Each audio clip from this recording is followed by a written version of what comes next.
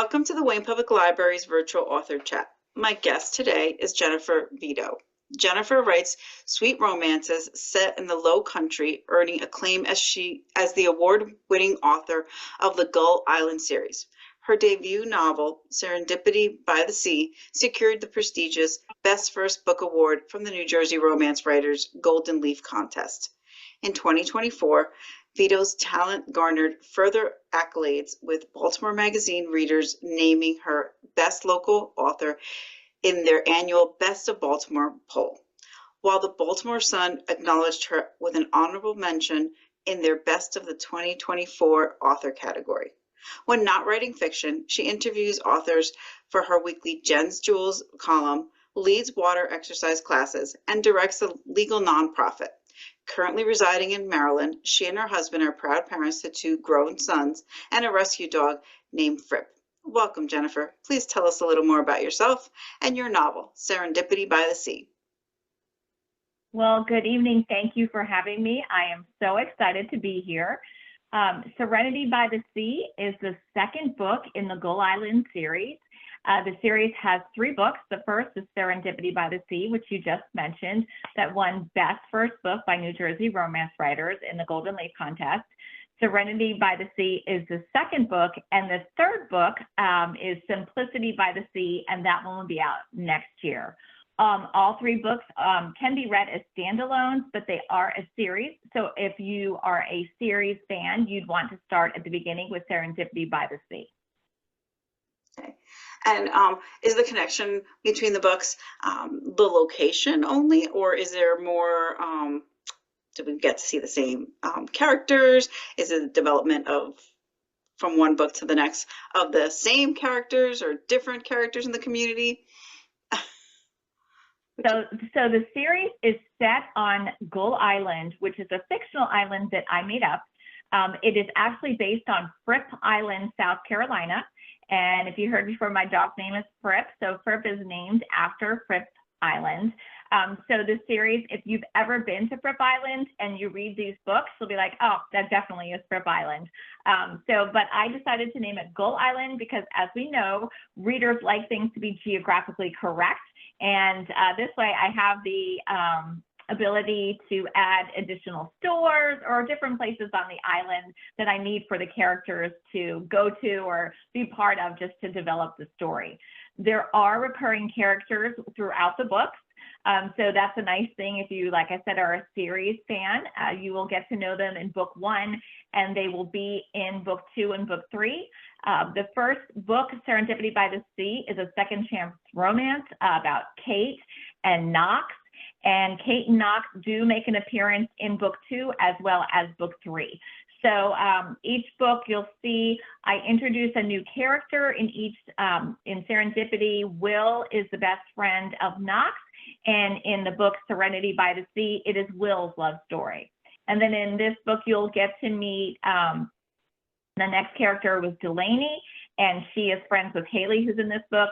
And Delaney's love story is Simplicity by the Sea. So they're all tied in together, which makes every book like visiting with an old friend. It's like a summer vacation that you keep going back to, that you're so excited to reconnect with those people. And that's how I write the series. Okay. Thanks for sharing that and for letting us know how the books are connected. So you did mention that Gull Island is you made the name of the island up, but the series Serendipity by the Sea and Serenity by the Sea are set in the Low Country region of South Carolina. Why did you choose this particular setting and location for your novels? My husband's family has been vacationing in the area for over 30 years. When we first got married, his parents took us to Kiowa Island on vacation. If you're familiar with the Low Country, that's one of the islands right by Seabrook. And I fell in love with it. And my husband's twin brother really likes to go to Fripp Island. They've been going there maybe for like the past 10 years.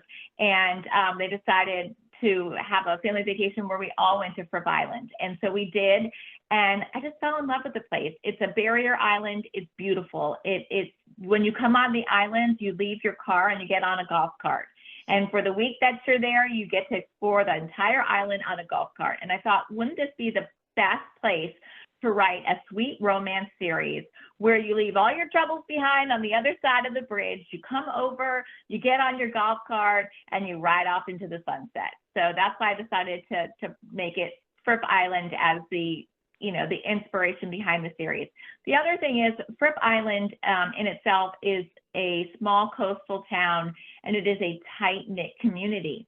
And I really liked that. I live in a tight-knit community here in Bel Air, Maryland, and I wanted to mirror that in the series. So that's another thing that really drew me to Fripp Island. Everybody on the island is just wonderful. They're so nice and they're so welcoming. Even if you're only there for a week, they make you feel like you're part of the family. So that's what I wanted to translate into the book to make the readers be excited to keep coming back to Fripp Island. Oh my God. But now it's Gull Island.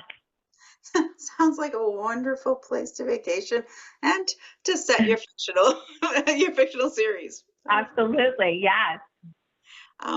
So most books, yes, they have the community, yes, they have the characters, but they do tend to focus on other issues like social issues or trends. How do you incorporate those social issues or trends into your romance novels without overshadowing the romance itself? Sure, good question. Well, for example, in this book, Haley is going through a messy divorce, and she and her husband are separating their business as well as their personal and professional lives. So it does touch on the theme of gender equality, especially in the workplace, and the challenges women have after going through a divorce and landing on their feet. It also takes place on Gull Island. Another thing in the book is that Will, he is really trying, that's her love interest, he's really trying to make it in his father's company. And he is really into eco-friendly design elements, which are very popular these days, using natural materials in the rebuilds, and that's what their family, they have a construction business. And so that's his thing. He wants to give back to the environment. He doesn't want the environment to be destroyed by renovating these homes. And so that's really important to him, which is something that we all experience today. We're recycling, or we're trying to find a better way to leave the planet than the way we have found it. And that, I touch on that theme in the book as well. Okay. And were any of these characters inspired by real people or events? Do you ever use inspiration from people you might know or interact with to create your characters?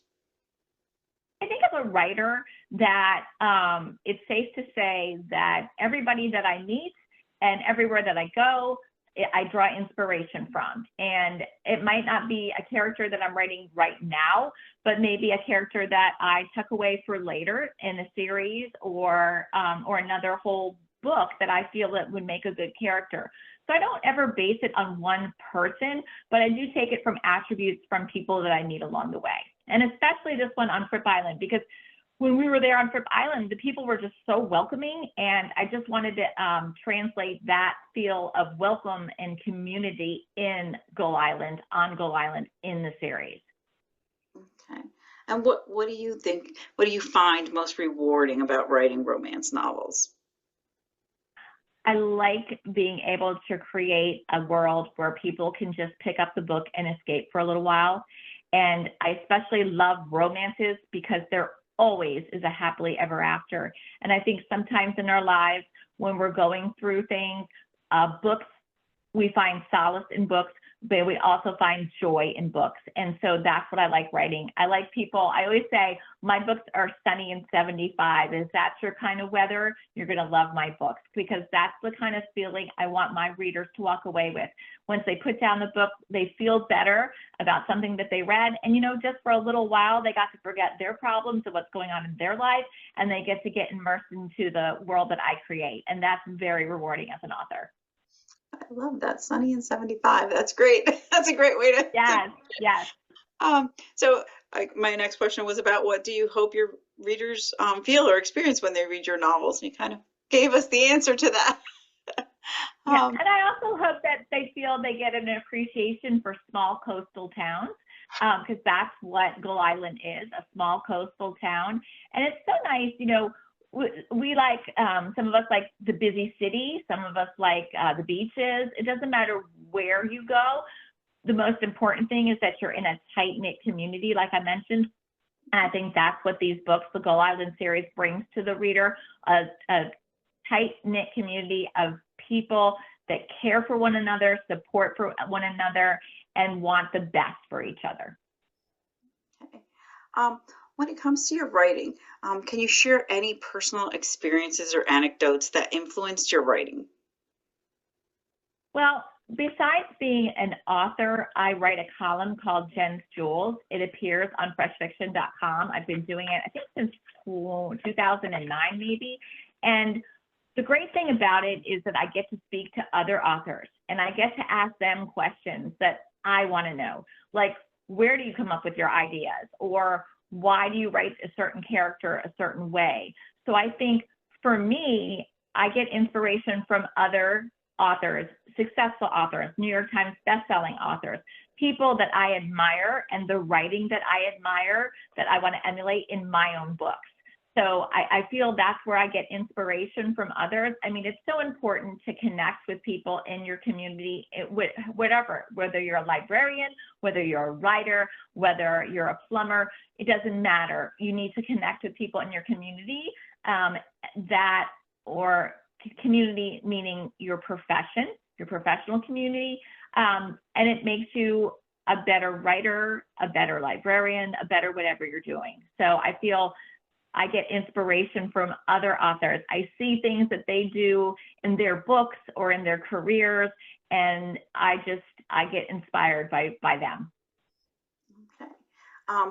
So can you describe to us what your writing process is from the idea to the finished manuscript?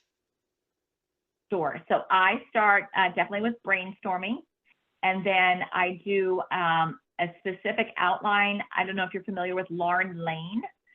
She is a romance writer, and she has a wonderful outline. It's like a 4 or 5 page plotting outline, and I love her outline. So what I'll do is I'll fill out the entire outline of just, what's the meet cute, what's their problem, what are their character flaws, just an overall outline of each character and the story. And from there, then I make an outline, chapter by chapter outline. And then from the outline, I start writing, I do a synopsis from that outline, and then I start writing the story. So I do a lot of prep before I even start writing the book. I've done it both ways. I've done it just pick up, the laptop and just start writing.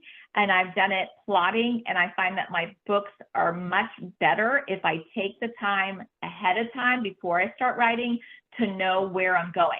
Now, is it always a linear line? It is not. It goes up and down and back and forth, because as the characters come alive, they take on a life of their own. So what I thought a character might be like, or what he or she would do, sometimes changes depending on some inspiration I get, or just something that I feel that this would be more true to that character's personality traits or the plight that they're going through. So that's how I craft my novels. Okay. What was the name of that the author that you use the plotting, the outline? Lauren Lane, Layne, Okay.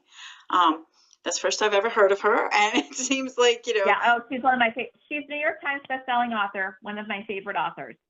She is an awesome romance writer, and she has different levels of spice in her books as well.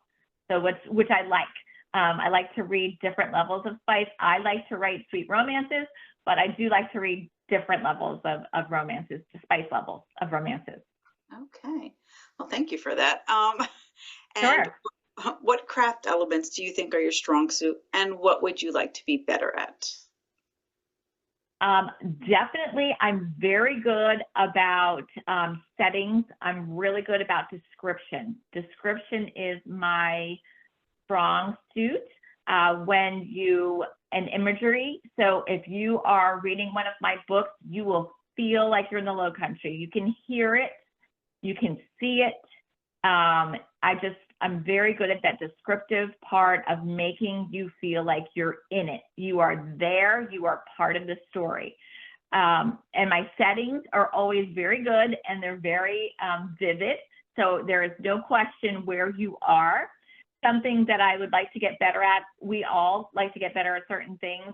No one is perfect. For me, it's dialogue. I've been trying over the years, trying to get better at dialogue. And there's always room for improvement, but that's something that I work on continually. How do you approach character development? Do your characters ever surprise you as you're writing? They do. I mean, I start with a basic concept and then I flesh it out. And like I said earlier, it just depends on what's going on in the story, because you can plot all you want, but once you start writing, you'll find that the characters take on a life of their own, and you'll know where you can go with that character and where you can't. And I think to be a good writer, you have to be able to be flexible, because you can't always stick to the outline sometimes. And that's the same in life. You know, you'll have a plan, but just God throws a little monkey wrench in it and sends you in a different direction that you never thought you'd be going. And perhaps that's the better way to go. So the same is with writing. You can plot all you want, but when it comes down to putting the words on the page, it just depends. Those characters are not only words on a page, but they're people to the reader and to the writer. And they take on a life of their own. Absolutely. I have to agree 100% on that one. Characters, they should be like kind of like a movie in your head. And Right. Over the years, how have you developed as a writer? Well, I think since I started as a book reviewer at freshfiction.com, then became a columnist, and then became an author, I think my publishing journey has been not typical. I think it's a little different than what a typical writer is. You know, most of the times when I interview authors in my column, they're like, you know what, I had an idea and I had decided to sit down and put pen to paper, and then I got it published. So for me, I kind of took a long route to get to where I am. My first series actually is the Piper O'Donnell Social Light Mysteries. I started writing cozy mysteries first because that's something I like to read. And I wrote 3 books in that series. And when I finished writing that series, I decided I just wanted to do a romance series, because romance is my favorite genre and to read. And I just decided I just wanted to write it, and just to see if I could make it work. So this was like I said, I had a contract for 3 book series. So there are 3 books in this series. Like I said, this is the second, and the third is Simplicity by the Sea, and we start edits on that next week. Oh, wow. Well, that's great. You mentioned that you wrote a cozy mystery series. Why was that the first attempt at writing, or not attempt, the first published, what you had published? Why cozy mystery and not romance, which is your preferred genre to read? In my crazy little world, I thought it would be so much easier to write a cozy mystery than a romance, because in a mystery, somebody dies and you have 3 suspects. And the whole book is about those 3 suspects trying to figure out who died, right? In a romance, you have 2 people that like each other, then they don't like each other, then they like each other, then they really like each other, then they're so much in love, and then they're not in love, and then they come back together. It's all emotion. And that's very different writing skill than it is plotting and doing clues. So I thought it was easier. It wasn't. Both genres are really hard to write. It doesn't matter. It's just a different process. With mysteries, you're trying to do clues. You're trying to get the reader drawn in and keep turning the pages to find out who did it. And in a romance, you're turning the pages, each page, because you want to find out, are they really in love or are they not? So they're 2 very different things. But as a young writer and inexperienced writer, I thought it might be easier just to do that. And I listen to Cozy Mysteries all the time. I'm a very big audio book listener. And I thought, oh, let me try this. Let me see if I could do it. And I enjoyed it. I mean, I sold 3 books. I mean, so I sold the series. But if I had to choose, I love the romance. I love writing the romance. I love reading romance. It's a better fit for me. Okay. Okay. And do you see any more Gull Island books down the road? I don't know. I had, like I said, a 3-book deal, and I did close out Simplicity by the Sea as if it's the end of the series. However, I left the window open. There's a little hook at the end of that book, just in case my publisher says, hey, we want some more. So right now I am moving on. I'm going to write I've always wanted to write a Christmas book, a Christmas romance. Hallmark is my thing. I love Hallmark movies. My books would make awesome Hallmark movies. That's what I think of when I write my books, my sweet romances. So I'm going to take a little break right now, and I'm starting a Christmas romance for the time being, and then we'll see if there'll be more books on Gull Island. I guess it's up to the readers if they want more. So you can tell us a little bit about your publishing journey. It could be about the Cozy Mysteries or about this series, whichever. Because I know that your publishing journey for the original Cozy Mysteries that you sold would have been your first, that call that you get and you or email, right? However, right. So it took me a year to write the book and 4 years to sell it. So, and I know a lot of people go the self-publishing route, and and they are very successful. But for me, it was just a personal goal. I wanted somebody to want my manuscript, and I didn't care if they paid me $1 or $1,000 or $1 million. I wanted somebody to want the story. So I did get the email that said, we'd like to offer you a contract. And that was really exciting. And it never gets old, right? I mean, I just finished my 6th book, and each time it's like a baby, it's like a child. You get so excited along the way. And so the first book was published, and then I had book 2 and book 3. The second one first one is Par for the Course, and the second one is Country Clubbed, and the third one is Murder by the Minute. So those are the 3.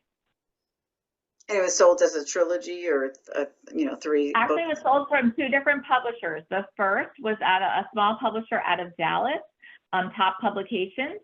And then I decided I wanted to switch publishers. So Cozy Cat Press offered me a 2-book deal for those 2 books. So the second and the third. So actually the first series has 2 publishers.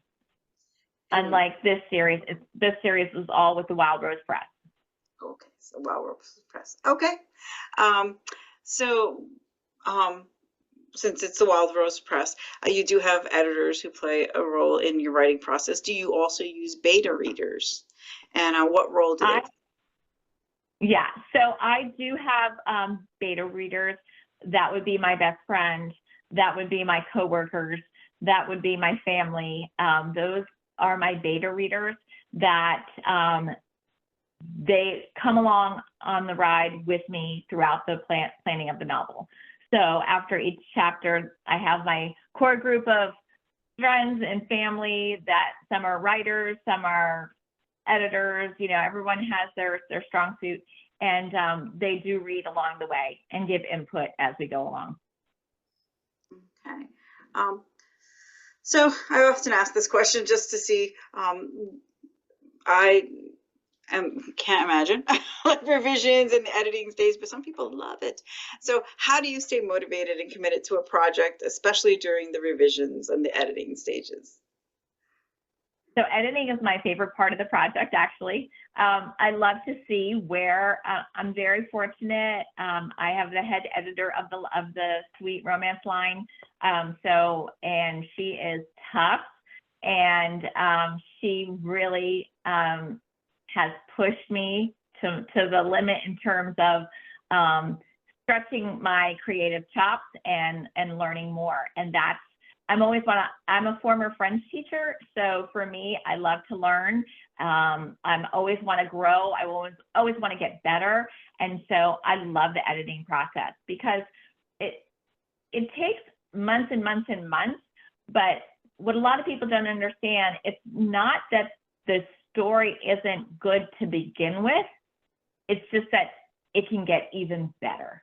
So, and I think a lot of writers sometimes get hung up on these are my words and I love these words and I don't want to change them. I don't really look at the editing process as changing my words. I feel it's more enhancing what I've written. And they're all my words when it's said and done, but the editor just helps you see something that perhaps when you first wrote it that you didn't realize or you didn't see. And that's what makes the story better. That's what keeps the readers coming back for the next one. So it's all part of the process. Truly my favorite part of the process, from outlining to writing it to editing it, editing is my favorite part of the process. Okay. Yeah. That's great. Honestly, I'm like, it's the whole concept of this, my baby. And then, like now we have to chop parts of it. Right.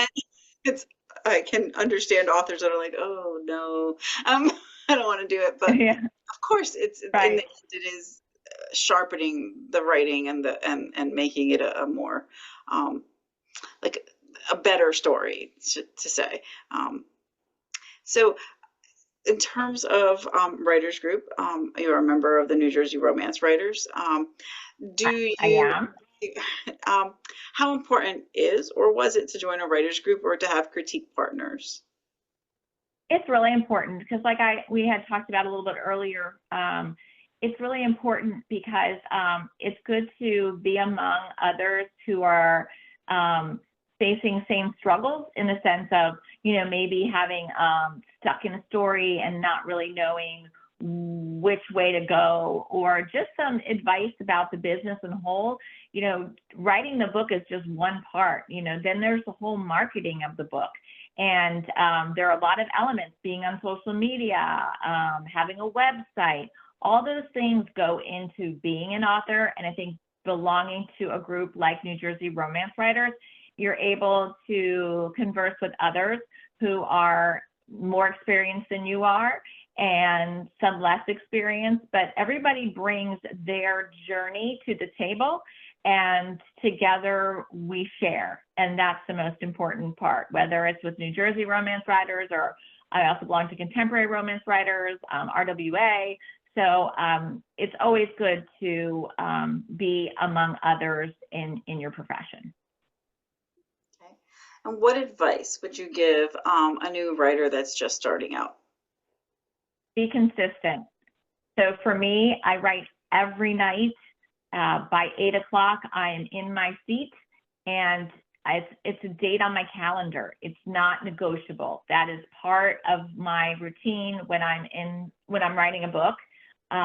So it's really important to be consistent throughout the process, because consistency enables you to have good results. And you might not like every word that you put down on the paper or type in your laptop, but it's not going to write itself. You have to write it, and you have to be consistent. So I would just say consistency. Okay. I know that's one of New York Times selling author Nora Roberts. That's her thing. You got to get your butt in the seat, and then that's it's right. like going to your job, going to school. It's the same idea of like you have to sit, and to be able to like produce, you have to like sit in the chair, you have to type. Doesn't mean that everything's going to be part of the the end product. It just means it helps that muscle, though, to keep moving forward in the storyline. Yeah, and the other thing too is it's just like if you haven't done it for 3 or 4 nights, well, then you have to refresh yourself. Like, where am I in the story? And I also learned, I don't know which author shared this with me at one time. It was in one of my interviews. She always said, when you stop for the night, never stop at the end of a sentence. stop in the middle of a thought, because when you come back, when you end the thought, that thought is over with, right? You're done. But if you do in the middle of a scene, you're coming back, you have fresh eyes, and you're looking at this scene maybe a little differently than you did the day before. So you knew where you were going. You left with the idea of where you wanted to finish that sentence or that paragraph or that scene. And when you come back with it with fresh eyes, lots of times it takes a different turn. So that's what I do at night. I make sure that I don't finish the sentence. I'm in the middle of something, a paragraph, a section, a sentence, whatever it is. But I know when I come back tomorrow, I can look at it with fresh eyes. So you had mentioned earlier that you were that you do a column for Fresh Fiction, and that before that you used to do the reviews and an edit. You were an editor for Fresh Fiction. Did you say? No, I was a book reviewer and then a columnist. Okay. So at that point in time, were you already writing your manuscripts, or were you just loved reading and okay? Loved reading. Okay. And it was actually really cool because a side note, I wound up with Live with Regis and Kelly as part of the Reading with Ripa. I don't know if you remember it, back in the day. She had her book club, and I was so fortunate to be able to be part of the Reading with Ripa roundtable. And I wrote a silly letter, and she picked me to come in with 3 of my friends to come sit in the audience. But that day, it was kind of discombobulated because Regis was out, he was sick, Andy Richter was in, they had the round table, they were going to sit down, and Andy's like, he wasn't into books, he wasn't into like the romance books we were reading Meg Cabot is who the author was. And so they came to me and they said, would you want to sit at the round table with them? And I said, sure. So I wound up being on Live with Regis and Kelly and sat at the round table to discuss Meg Cabot's latest book. So that's how it all started, and then it kind of snowballed. I was like, wait a minute, this is pretty awesome. Maybe I want to take a chance at writing a book. I've interviewed all these New York Times bestselling authors, and you know what? They're really no different than you and me. They just decided to sit down and put pen to paper. So why not? So that's what I did, and that's how I just turned from being a columnist and a reviewer into being an author. That's great. So I have to ask, what Meg Cabot book was it? Do you recall? I know you're going to ask, and it's on the bookshelf somewhere. I think it was called The Boy Next Door. Okay. I think that's what it was. Is that right? The Boy Next Door? Meg Cabot has so many books. See, that's right. She has so many. I'm looking at my shelf. I don't see it over there, but I believe it was like The Boy Next Door or something next door. So a great, and she was so gracious and so kind. I love Meg Cabot. She's one of my favorite romance writers. She's a good writer, yes. So I usually end with a question that's more about, what you do, not necessarily writing related. So what can you tell us about your advocacy work with the Arthritis Foundation? So I've been a volunteer with the Arthritis Foundation since 1987. I still am an AOPI at Vanderbilt University, and the philanthropy was the Arthritis Foundation. And quite ironically, when I pledged AOPI, at the end during Rush, I realized that was their philanthropy. At the beginning, I did not. I was diagnosed with juvenile rheumatoid arthritis when I was 8 years old. And so I actually have 2 artificial ankles and an artificial hip. And yes, so I actually am a former national board member for the Arthritis Foundation. I'm a former national spokesperson for the Arthritis Foundation. And I've been, like I said, a volunteer since 1987. So it's very near and dear to my heart. And I feel that, arthritis is the #1 cause of disability in the United States. Unbelievably, it is. And people don't understand it. And a lot of people don't understand that kids get arthritis too. So, and to grow up with arthritis as a child was very challenging. And I've had to face lots of obstacles along the way, and I just want to give back to those that helped me along my journey, because there are great medicines that are available right now, lots of biologics that change lives of those that are able to take the medicine or to get the medicine. Being able to have access to certain medicines is an issue, and it's not just with people that have arthritis, it's across the board. So the Arthritis Foundation is very important to me and my family. My husband has been very involved with the Arthritis Foundation on the financial side, in the like financial advisor, their financial board. He sat on their national financial board as well. So we are very big advocates of the Arthritis Foundation. Thank you for that. I did see it on your website. Sure. This I want to know a little more. So thank you for sharing that. Okay. And Sure. also thank you for taking for taking the time tonight to come and chat with us. I look forward to the third book in the Gull Island series. We do already own both Serendipity by the Sea and Serenity by the Sea here at the library. So looking forward to adding the next year. Thank you again. Great. Thank you so much for having me. I really appreciate it. I had a great time tonight.